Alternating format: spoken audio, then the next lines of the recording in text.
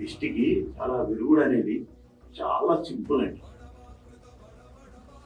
ఒక చిన్న మాట చెప్తాను.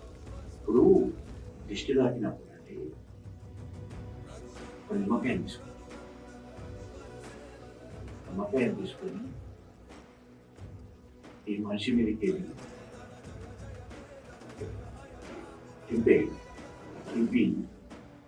అందులో ఒక దాన్ని కోసి 2 ఒక్కలుగా కోసి అందులో ఒక 5 లవంగాలను వచ్చాను, అదేవిధంగా 5 మిరియాలను వచ్చాను. వచ్చిన తర్వాత హారతి కర్పూరం అనేది దీని మీద ఒకటి దాని మీద ఒకటి పెట్టి వెలిగించి అది బయట పెట్టాడు.